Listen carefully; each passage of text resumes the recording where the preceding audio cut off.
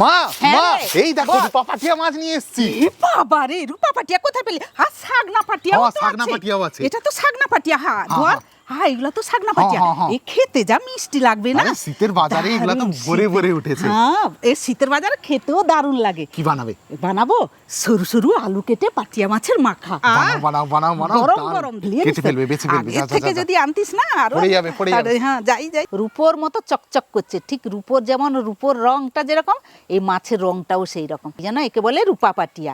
আর সরু সরু হয়, আর এটা হচ্ছে বড় বড় চৌড়া চৌড়া, মুখটা ঠিক হাঙরের মতো, সেই জন্য এটাকে আমরা এখানে বলি যে শাগনা পাটিয়া বলে। কিন্তু মনে হচ্ছে দেখুন এর গায়ে কিন্তু আঁশ নাই, কিন্তু আঁশ আছে, ঠিক চাঁচলে ঠিক রূপার মতো আঁশ বেরাবে। বঁটি দিয়েই আমি কাটছি, যে লেজের থেকে এই পালকটা আমি কেটে নিই। এটা এইরকম করেও কাটা হয়, এই যে দেখুন হাত দিয়ে এইরকমও কাটা হয়, আবার অনেকে বঁটি দিয়েও কেটে নেয়। এই যে দেখুন এরকম করে ছুলে নিচ্ছে এই যে। আর এর মাথাটা খাওয়া হয় না, মাথাটা বাদ দিয়ে দিই, আমরা খাই না, এরকম করে বাদ দিয়ে দিলাম। আর ভেতরে যতটুকু তার তেল টেল আছে সে মাথার সাইডে চলে গেছে, আর একটু আছে, এগুলো বের করে দিলে হয়ে যাবে। দিয়ে কী করবো, পাটিয়া মাছটাকে এরকম একটু বঁড়শির সাহায্যে এরকম চেঁচে নেব। এই যে দেখছেন রূপোর মতো তার আঁশটা খালি বেরিয়ে আসছে। এই যে দেখাচ্ছি আপনাদের, এই যে দেখুন, এই ঠিক রূপোর মতো দেখুন। তারপরে এরকম ছোট ছোট করে পিস কেটে নেব, এই যে এইরকম করে পিস কেটে নেব। এই ল্যাসটাও বাদ দিয়ে দিতে হয়, এটা খাওয়া হয় না, এটা ফেলে দিলাম কেটে। আর এইটাই খাওয়া হয়, এই কয়েকটা পিস যে আছে তার বেরালো, এটা এখানটা রেখে দিলাম। আর সব মাছগুলো এরকম করে আমি কেটে নেব। এরকম মাথাটা কেটে বাদ দিয়ে দিলাম, এইরকম ধরে জাস্ট টান মারতে হবে। সেই রকম এই মাছেরও রূপোর মতো চেঁচে নেবো। এই যে দেখুন রূপোর মতো একটা রং থাকে, এই যে তারপরে সেই রকমই চেকি চেকি করে পিস কেটে নেব। এই আর লেজটা তার বাদ দিয়ে দিলাম। রূপো পাটিয়া আর শাগনা পাটিয়া কী করে চিনবেন? শাগনা পাটিয়াটা হচ্ছে এটা পেটটা চওড়া, একটু চওড়া চওড়া বড় বড় হয়, আর চোখগুলাও তার বড় বড় হয়, আর মুখটা তার হাঙর মুখার মতো হয়, তাকে বোঝা যাবে এটা শাগনা পাটিয়া। আর রূপো পাটিয়া হচ্ছে এই যে দেখুন চোখগুলা তার ছোট ছোট, এই যে দেখুন, আর মুখটাও ছোট লাগে, আর এটা সরু হয়, এটা সরু আর দেখতে সুন্দরী, ঠিক রূপোর মতো দেখতে। এই যে দেখুন এই শাগনা পাটিয়াটাও সেই রকম ধরনেরই কাটা হবে, সেই রকমই মাথাটা বাদ দিয়ে দিলাম। এটাও সেই রকম, এই যে দেখুন, এই যে কি সুন্দর বেরিয়ে আসছে দেখুন, এই যে দেখলেন একটু টেনে আনলে ফটফট ফটফট করে বেরিয়ে চলে আসলো। সেই রকমই ছোট ছোট করে পিস কেটে নিচ্ছি। এই যে দেখুন এটা একটু বড় বড় চেকি চেকি টাইপের পিস হয়েছে, বড় বড়। আর সেই রকম ল্যাসটা তো বাদ দিয়ে দিতে হবে, এই যে ল্যাসটাও বাদ দিয়ে দিলাম। শীতকাল হলে সব শাশুড়ি মাই নিয়ে আসতেন, আর 3 রকমের হতো। এক পেঁয়াজ সাইডে হতো, সেটা আপনাদের আমি করে দেখিয়েছি। আর আজকে যেটা রেসিপি করব সেটাও খাইয়েছে। আর মূলো দিয়েও করেছিলাম অনেক আগে, সেটা তখন আমি সে ঘরে থাকতাম। আর একটা হয় পাকা তেঁতুল দিয়ে হয়, সেটাও করে খাইয়েছিলাম, খুব ভালো লাগতো খেতে। হ্যাঁ, মাছ কাটা শেষ। তো দেখুন মাছগুলো যে কাটছিলাম ঠিক হাতগুলোর উপর মতো হয়ে গেছে। যাই মাছটা ধুয়ে নিয়ে আসি। মাছটা ধুয়ে নিয়ে চলে এসেছি। আর শীত পড়েছে না, আজকে সেই জন্য একটু উনানেও রান্না করব। সেই জন্য সমস্ত আমি গুছিয়েও নিয়ে চলে আসছি। আর জ্বালন কয়েকটা শুকনো ছিল, সেটাকেও গুছিয়ে নিয়েছি। আর সমস্ত রান্না যেগুলো করব সব জোগাড় যন্ত্রও করে নিয়ে চলে আসছি। আর শীতের সময় একটু রোদে বসে একটু উনানে রান্না করতেও ভালো লাগে, গায়ে রোদটাও লাগবে আর রান্নাটা করব। আর এই রেসিপিটা উনানের স্বাদটাও ভালো লাগবে, মানে এই রেসিপিটা করলে। মাছটাকে আগে ঢেলে নিলাম, মাছে নুনটা আগে প্রথমে দিয়ে দিলাম, হলুদ দিয়ে দিলাম। এবারে মাছটাকে ভালো করে একটু নুন হলুদ মাখিয়ে নিচ্ছি, ভালো করে মাখিয়ে নিলাম। মাছটা নুন হলুদ মাখানো হয়ে গেছে, মাছটা এখন রেখে দিই, দিয়ে উনানটা ধরিয়ে নিই।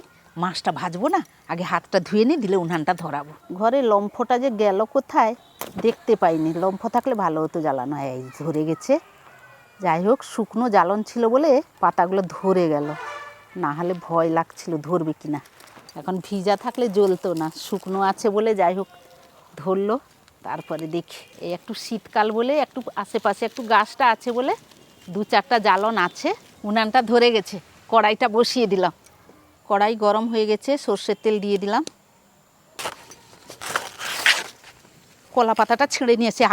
কড়া গরম হয়ে গেছে, একেবারে হিট হয়ে গেছে রে, এ ভগবান রে। এটা আগে তুলে নিই, না হলে মাছটা একবার হয়ে যাবে। মোটামুটি একটু ঠান্ডা হয়ে গেছে কড়াইটা, এইবারে উনানে বসিয়ে দিই। মাছটা ভাজতে হবে না, এবারে মাছটা ছেড়ে দিই। তেলটা বেশ হিট হয়ে গেছে, গরম হয়ে গেছে, উনানে রান্না তো জ্বালনটা ধরে গেছিলো জোর, অনেকগুলা জ্বালনও ঢুকিয়ে দিয়েছিলাম। এই মাছটা একটু কড়া ভেজে নিই, আর এই মাছ একটু কড়া না ভাজা হলে না ভালো লাগে না খেতে, হালকা হলে একদম ভালো লাগবে না খেতে। এই মাছটা এপিট এপিট লাল লাল করে ভেজে নিয়েছি, যে দেখুন কি সুন্দর লাল লাল ভাজা হয়ে গেছে, একবারে কড়া মাছ ভাজা হয়ে গেছে। এইরকম মাছটাকে ভেজে নিয়ে তুলে নেব, রেখে দিলাম। আবার তো আছে, মাছগুলো ভাজতে হবে আবার। এইরকম করে নিয়ে নিলাম টেনে, আর বাদ বাকি মাছগুলোও ভেজে নিলাম। এই মাছগুলো সেই রকম লাল লাল করে ভেজে নেব, এপিট ওপিট করে একেবারে কড়া করে ভেজে নিতে হবে, দিলে খেতে ভালো লাগে আর তরকারিটাও ভালো লাগবে খেতে। এটাও লাল লাল করে ভেজে নিয়েছি, তুলে নিচ্ছি। এই যে দেখুন, এটা এখানে রাখলাম। এবারে মশলাগুলো বেটে নিই। মশলার জন্য দেব সাদা সর্ষে আর 4টে শুকনো লঙ্কা, বাস এই দুটোকে একসঙ্গে বেটে নিচ্ছি। মশলাটা করে নিই, দিলে মাখাবো।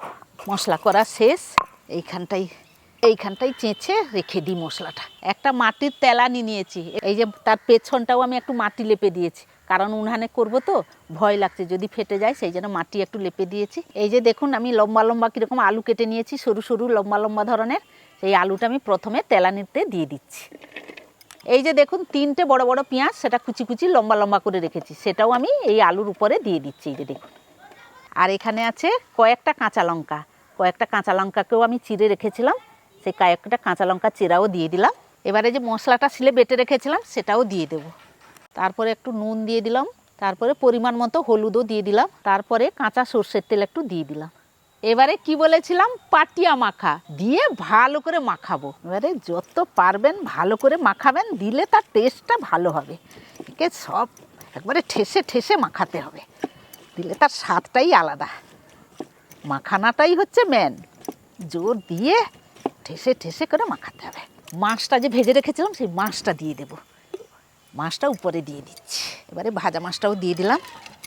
মাছটাকে দিয়েও আলু মশলার সঙ্গে ভালো করে মাখিয়ে নিচ্ছি, সব জায়গায় যেন সমান হয়ে যায়। খানো হয়ে গেছে, এবারে অল্প করে একটু জল দেব। একটু ভালো করে জল যে দিলাম, মশলাগুলো যেন ভালো করে মিশে যায়, এইরকম করে একটু হাত দিয়ে একটু করে দিচ্ছি, দিয়ে এটা ঢাকাটা দিয়ে দিলাম। এবারে উনানটা তো নিভে গেছে, একটু জ্বালন তো দিতে হবে, কিন্তু জোরে জ্বালন দেওয়া যাবে না, বেশি আঁচ দেওয়া যাবে না, ধিকি ধিকি করে যেন জ্বলে। এই অল্প করে একটু পাতা দিয়ে দিলাম, আগে জ্বলুক, তারপরে ধিকি ধিকি করে জ্বালনটা দেব। ধিকি ধিকি জ্বালনে এখন 5 মিনিট হোক, 5 মিনিটের পরে ঢাকাটা তুলে দেখবো কেমন হয়েছে। আর যদি সেরকম ঠিক না হয় আবারও ঢাকা দিয়ে দেবো 5 মিনিটের মতো। 5 মিনিট হয়ে গেছে, ঢাকাটা তুলে নিই। কি সুন্দর হয়েছে দেখছেন, আর গন্ধটা যা বেরাচ্ছে না, বাটি বসা যেটা বলি আমরা, সেই রকম বাটি বসার মতো গন্ধ, ব্যাপক লাগছে গন্ধটা। দেখি একটু নাড়াচাড়া করে নিই। ঠিক আছে, আলুটাও দেখি সেদ্ধ তো হয়ে গেছে, হ্যাঁ সেদ্ধ হয়েছে, কিন্তু আরও 5 মিনিটের মতো ঢাকাটা দিয়ে দিই, দিলে আরও একটু সুসেদ্ধ হবে। আর গন্ধটাও যা বেরাচ্ছে না, ঠিক যেরকম আমরা গ্রামে উনানের ভেতরে যেমন একটা বাটি বসা বসাই, কি সুন্দর একটা গন্ধ বেরায়, সেই ধরনের গন্ধটা বেরাচ্ছে। এবারে ঢাকাটাও দিয়ে দিলাম, হয়ে গেছে। তেলগুলাও ছেড়ে ছেড়ে এসছে, আর যেরকম বলেছিলাম পাটিয়া মাখা, সেরকম মাখার মতো হয়েছে। একটু খালি নাড়াচাড়াটা করে নিই, কারণ মিশিয়ে নিচ্ছি।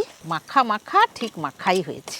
বাস, ঢাকাটা দিয়ে দিলাম, দিয়ে নামিয়ে নিই, তারপরে গিয়ে বাবুকে ডাকবো। বাবুকে ডাকতে ডাকতে এদিকে আমার ভাত টাত বেড়েও নিয়ে আসতে পারবো। এখানটা রেখে দিলাম, বাবুকে ডেকে দিই। বাবু রে, গরম গরম পাটিয়া মাখা খাবি আয়, আমার হয়ে গেছে। নে ভাত বেড়ে নিয়ে চলে এসেছি, উনানে রান্না হয়েছে। সেদিক এই নে, এই দে নে, সাবধান সাবধান, ও আলু নে, সাবধান, আমি ধরছি। বাহ, দেখতেও হয়েছে, আর গন্ধটা যা বেরোচ্ছে, আমি আর তর্স হয়েছে না, আমি ভাতটা ভাঙলাম মা। হ্যাঁ হ্যাঁ হ্যাঁ খা। ভেঙে নি, ও পেঁপি আর আলুটা নিলাম, এটাই তো আসল। দিয়ে ভালোভাবে আলুটাকে মাখলাম, তার সাথে একটু কাঁচা লঙ্কা যে আছে, কাঁচা লঙ্কাটাকে একটু ভালোভাবে দললাম। এবার মাছটা যে আছে, মাছটাকে এবার একটা, এর বেশি কাঁটা থাকে না যদিও, মাঝখানের একটা কাঁটা, জাস্ট কাঁটাটাকে, এই কাঁটাটা বের করলাম, মাখিয়ে গড়াসটা পাকিয়ে,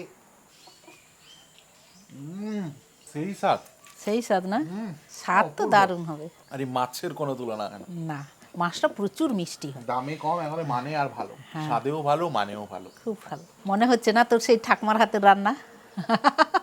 আমি ভাবছিলাম এক্ষুনি বলবে। আরো এই যে কাঁচা লঙ্কাগুলো আছে জাস্ট ভাতে এরকম মাখিয়ে যখন গরাসটা পাকিয়ে যখন অসাধারণ, সেই মাছের মধ্যে মশলার ফ্লেভারটা সুন্দর ঢুকেছে। এই যে লম্বা লম্বা আলু কাটা, এটা একটা ঝালে আলাদাই স্বাদ আনে। নোনা মাছের ঝাল দিয়ে মানে আলু সরু সরু লম্বা কেটে মাছ আর পেঁয়াজ কাটা দিয়ে করলে না দারুণ লাগে। আপনারা যদি এই মাছটা সেখানে পাওয়া যায় তাহলে একবার বানিয়ে করে দেখবেন, হ্যাঁ। আর যদি না খান একবার ট্রাই করে দেখবেন।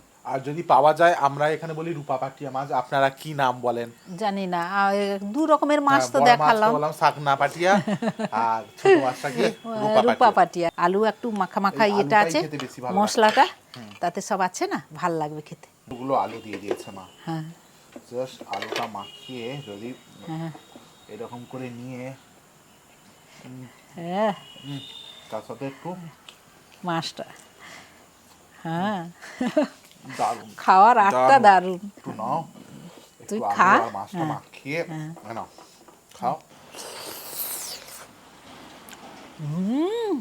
দারুণ দারুণ যাকে বলে। সত্যি বলছি, আমি অনেকদিন মানে পরে খেলাম, আগে প্রায় খেতাম, মাছ ঘাটিয়া একটু কমে গেছিলো, কিন্তু আজকে যে করলাম জিনিসটা, সত্যি বলছি সেই আগেকার কথা মনে পড়ছে, সেই উনানের রান্নার স্বাদ, সেই শাশুড়ি মায়ের হাতের রান্নার স্বাদ, পুরো জাস্ট সেই রকম রান্না, স্বাদটাও এটা ঠামা মূলা দিয়েও যে করে, মোটামুটি এখন সবাই মিলে খাবো, না তো তরকারিটা আবার ঠান্ডা হয়ে যাবে। একটু গরমটা যে কোনো জিনিস ঠান্ডার সময় তো ঠান্ডা হয়ে যায়, ফট করে ঠান্ডা হয়ে যায়। তো আজকের আর জন্য এইটুকু। যতই অমৃত রান্না করুন না কেন, ঠান্ডাকালে ঠান্ডাটা খেতে ভালো লাগে না। আবার ফিরে আসছি অন্য রেসিপি নিয়ে, ততক্ষণ আপনারা ভালো থাকবেন, সুস্থ থাকবেন। আর এই রূপা পাটিয়া মাছের মাখা, পাটিয়া মাখা সে সামাল দিচ্ছে নিক, অবশ্যই বাড়িতে বানাবেন, অবশ্যই দেখবেন সবাই ভালোবেসে দারুণ ভাবে খেয়ে সবাই একটাই কথা বলবে, দারুণ।